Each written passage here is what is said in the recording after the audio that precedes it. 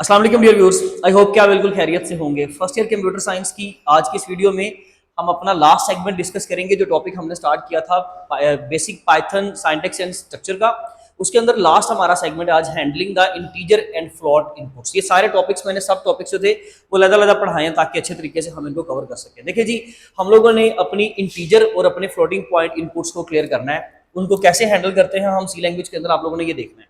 To handle integer and float inputs you typically use the int function, int एक function है, okay, और float function to convert input strings to integers और floating point numbers respectively। क्या मतलब इस बात का, बड़ी तवज्जो से सुनिएगा।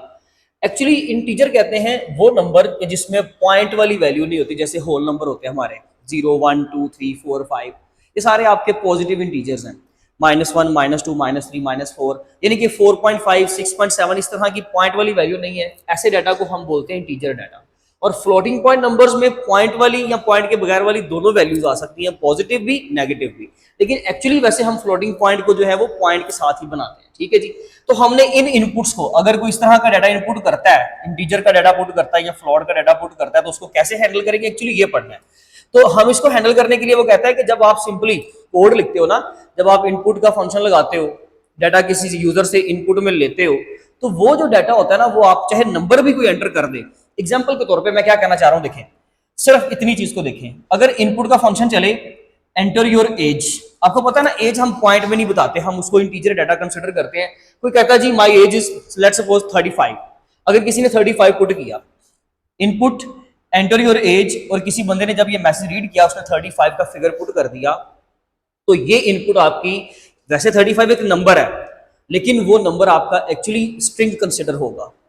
स्ट्रिंग कंसिडर होगा, इंटीजर कंसिडर नहीं होता। उसको स्ट्रिक्टली इंटीजर बनाने के लिए हम लोग इंट का फंक्शन इस्तेमाल करेंगे। बहुत ही सिंपल सी बात, बस यही हमारा काम है।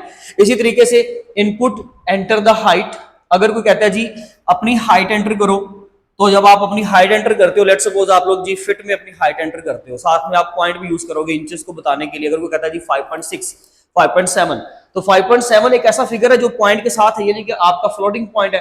लेकिन आपका वो 5.6 या 5.7 जो फिगर है वो स्ट्रिंग कंसिडर होगा। तो स्ट्रिंग कंसिडर होने से सर मसला क्या है, स्ट्रिंग कंसिडर हो जाए तो इशू क्या है?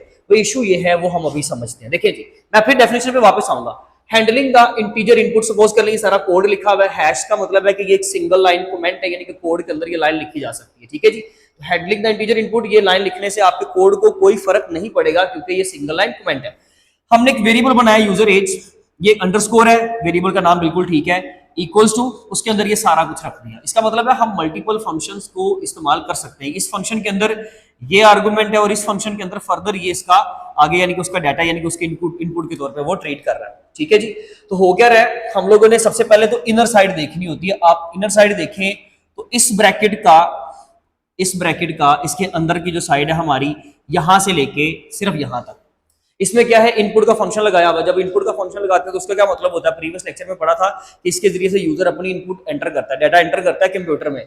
मैसेज स्क्रीन पर शो होगा एंटर योर एज, यहां पर मैसेज शो हुआ, ये मैं लाइन लगा रहा हूं, एंटर योर एज, ये मैसेज यूजर को शो हो गया। अब जब टर्मिनल के नीचे आप आओगे, टर्मिनल पे आओगे, तो यहाँ पर कर्सर ब्लिंक होगा। जैसे आप यानी कि माउस पे क्लिक करोगे तो आपका पॉइंटर इस तरीके से ब्लिंक करेगा, यानी कि आपसे इनपुट डिमांड करेगा। अगर कर्सर ब्लिंक नहीं कर रहा तो समझ लीजिए कि इनपुट का फंक्शन ठीक नहीं चल रहा, या एरर आ जाएगी वो तो वैसे भी। तो यहाँ पर कर्सर ब्लिंक किया, आपने अपनी एज एंटर कीजिए। हमने 35 की एग्जांपल ली थी, लेट्स सपोज 35 ही ले लेते हैं, ठीक है जी। ये मैं रेज कर रहा हूँ ताकि आपको ये ना लगे कि ये 135 है, तो 35 एज हमने पुट कर, ठीक है, ओके। अब ये स्ट्रिंग है, फिलहाल इसको जरा समझेगा, ये स्ट्रिंग कंसिडर हो गया। नेक्स्ट, अभी इस लाइन को आप छोड़ दें, ठीक है। नेक्स्ट आए जी, या अगर लेट्स सपोज आप यहाँ पे प्रिंट करवाना भी चाहते हो, तो उसमें क्या चला है, वो कहता है जी प्रिंट, एक फंक्शन लगाया आपने आउटपुट का, योर एज इज, तो ये मैसेज आपका एज इट इज स्क्रीन पर क्या हो जाएगा, शो हो जाएगा, योर एज इज, और यहां पर आपने इस वेरिएबल का नाम लिख दिया, ठीक है। क्योंकि होगा क्या, आप जो भी 35 पुट करोगे, वो 35 आपका ये वाला फंक्शन क्या बना देगा, उसको इंटीजर बना देगा। क्योंकि एक्चुअली इस पूरे फंक्शन की जगह पे आपने लिख दिया 35, मतलब कि क्या हो गया जी, मतलब ये हो गया इंट, ये वाला इंट, इसके अंदर ब्रैकेट, और इस सारे की जगह पे आपने क्या लिखवा दिया, वो 35। तो इन 35 का मतलब है कि ये नंबर स्ट्रिंग नहीं रहा, बल्कि अब क्या बन गया, 35 एक इंटीजर नंबर बन गया, यानी कि मैथमेटिकल नंबर बन गया। और अब ये होल नंबर कंसिडर होगा, जिसको प्लस माइनस भी किया जा सकता है, जबकि अगर ये स्ट्रिंग होता तो ये प्लस माइनस नहीं किया जा सकता। मैं अभी इसका फर्दर आगे इसको एक्सप्लेन करता हूं। इस फंक्शन ने उसको क्या किया, नंबर बना दिया 35, और ये सारा नंबर 35 जो है वो किसको असाइन कर दिया गया, यूजर एज को। तो मैं यहां पर वही वेरिएबल अपना प्रिंट करवा रहा हूं, user as.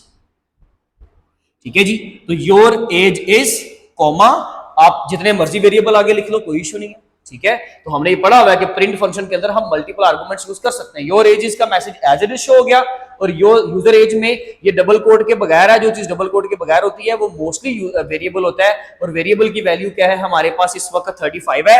Your age is 35 आपको इस तरीके से क्या हो जाएगा, शो हो जाएगा स्क्रीन पर, सिंपल। अब ये 35 एक ऐसा नंबर है जिसके ऊपर अर्थमेटिक ऑपरेशंस अप्लाई हो सकते हैं। इसकी एग्जांपल मैं भी देता हूं। Next, handling the float input, इसके अंदर भी ऐसा ही है जी, इनपुट एंटर योर हाइट, कोई बंदा आपसे हाइट ले रहा है हाइट पूछी जा रही है, किसी ने हाइट एंटर कीजिए अपनी, इसी तरीके से मैसेज शो होगा एंटर योर हाइट, तो है हाइट एंटर की कितनी जी, 5.7, तो 5.7 उस नंबर को, क्योंकि ये भी स्ट्रिंग कंसीडर हो रहा है, अगर सिर्फ इतना चलाओगे तो ये स्ट्रिंग कंसीडर होगा, numeric number floating point consider नहीं होगा, उसको ये फ्लोट क्या बना देगा, उसको फ्लोटिंग पॉइंट नंबर बना देगा। तो ये 5.7 आपका किसको मिल गया, यूजर हाइट वाले वेरिएबल को, और फिर आपने प्रिंट करवा लिया योर हाइट इज, ये message as it is show होगा, योर हाइट इज, और उसके बाद आपका यहां पर वो वेरिएबल, बल्कि आगे ये मीटर का भी मैसेज है, ठीक है जी, मीटर भी आ जाएगा, और यहां पर हमने अपना वेरिएबल शो करवा लिया, कौन सा, यूजर हाइट। ठीक है जी, 5.7 यहां पर क्या हो जाएगा, शो हो जाएगा। लेट्स सपोज दैट, मैं आपको एक एग्जांपल समझाता हूं, पहले तो ये डेफिनेशन समझ ले, फिर उसके बाद एग्जांपल करते हैं। तो यहां पर हमने क्या किया जी, to handle the integer and float inputs, यानी कि कोई अगर बंदा इंटीजर इनपुट करता है या फ्लोट इनपुट करता है, तो you typically use the int function और फ्लोट फंक्शन। तब आप इंट फंक्शन और फ्लोट फंक्शन यूज करते हो, क्यों यूज करते हो, to convert the input strings, क्योंकि जो उसने इनपुट किया वो स्ट्रिंग था, टू इंटीजर्स और फ्लोटिंग पॉइंट नंबर, और उनको आपने इंटीजर और फ्लोटिंग पॉइंट में रिस्पेक्टिवली कन्वर्ट कर लिया। इसका मतलब है कि इनपुट फंक्शन स्ट्रिंग बनवाएगा, लेकिन आप उस स्ट्रिंग नंबर को इन फंक्शंस के जरिए से, इंट और फ्लोट के जरिए से आप उनको नंबर, यानी कि इंट और फ्लोट में प्रॉपरली इंटीजर डाटा, यानी कि फ्लोटिंग पॉइंट डाटा में और इंटीजर डाटा में कन्वर्ट करवा लोगे। होप्स हो कि यहां तक आपका सारा क्लियर है। मुझे सिर्फ एक चीज आपको समझाने की कोशिश समझानी है, वो ये कि अगर लेट्स सपोज मैं इस वेरिएबल और इस वेरिएबल को आपस में एक थर्ड वेरिएबल बनाकर ना उसके अंदर प्लस करता हूं, यूजर एज को और यूजर हाइट को, लेट्स सपोज दैट हमारे पास नंबर ही है ना भैया, तो देखिए जी, मैंने अगर user age plus user height, suppose कह रहे हैं यूजर हाइट लिखा हुआ है, एज इट इज वैसे वेरिएबल लिखना, लेकिन मैं जल्दी से इसको वाइंड अप करना चाह रहा हूं। अगर मैं इन दोनों को प्लस करूंगा, और अगर मैंने इंट और फ्लोट नहीं यूज किए हुए, इंट भी यूज नहीं किया, फ्लोट भी यूज नहीं किया, तो फिर अगर यही कोड सारा दोबारा लिखूं तो आपको पता है कि ये स्ट्रिंग कंसीडर होगा। स्ट्रिंग में ये 35 स्ट्रिंग होगा, ये 5.7 भी स्ट्रिंग होगा, तो फिर आप इन दो नंबरों को आपस में प्लस नहीं कर पाओगे। अगर आप लिखोगे तो इसका मतलब होगा कंकैटिनेट, क्योंकि स्ट्रिंग को सिर्फ आप जब स्ट्रिंग के दरमियान में प्लस लगाते हो तो वो कंकैटिनेट करता है, वो जमा नहीं करता। इसलिए 35 और 5.7 इस तरीके से आपको एक आउटपुट शो हो जाएगी।